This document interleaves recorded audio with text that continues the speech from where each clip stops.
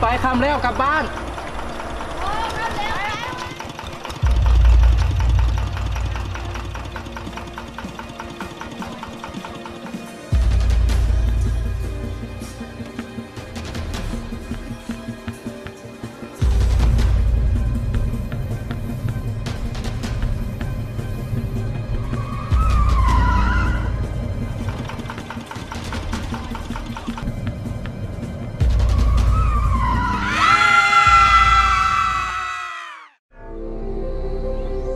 ถ้าหากว่าต้องนำไส้รถไถนะ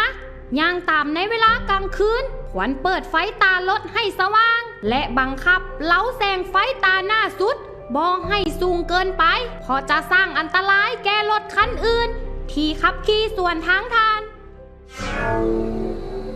ด้านหลังควรติดแผ่นสะท้อนแสงหรือซอกหาวัตถุที่สามารถสะท้อนแสงมาติดไว้เพียงเท่านี้บ่ว่ารถที่จะมาด้านหน้าหรือด้านหลังก็จะแนมเห็นรถของท่านได้อย่างชัดเจนและทุกคนก็จะขับขี่รถอย่างสบายและปลอดภัยรถไถนาแม่นพาหนะที่ใช้ในการกสิกรรมบ่แม่นสำหรับใช้ขนส่งผู้โดยสารกรณีจำเป็นแม่นต้องกวดสภาพความแข็งแรงของเฮือนรถหรือหลีกเลี่ยงอันตรายที่จะเกิดขึ้นกับผู้โดยสารที่สำคัญคนขับรถไถนาต้องมีอายุ 18 ปีขึ้นไปมีร่างกายสมบูรณ์แข็งแรงและบ่มีอาการมึนเมาในขณะขับขี่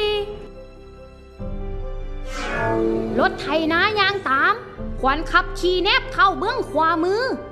บ่ควรขับขี่เข้ามาในเลนกลางหนทางกรณีต้องขับขี่เข้าสู่ทางใหญ่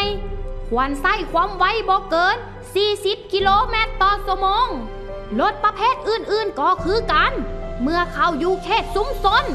บ่อนที่มีคนอาศัยอยู่หลายจุดที่มืดหรือเส้นทางที่บ่คุ้นเคย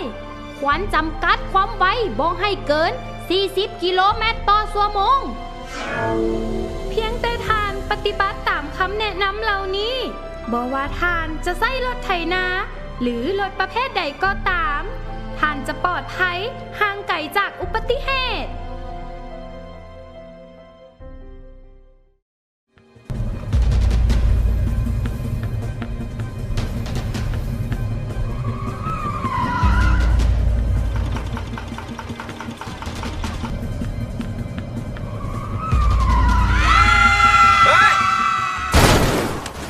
มีสติเคารพกฎยามขับรถจะปลอดภัย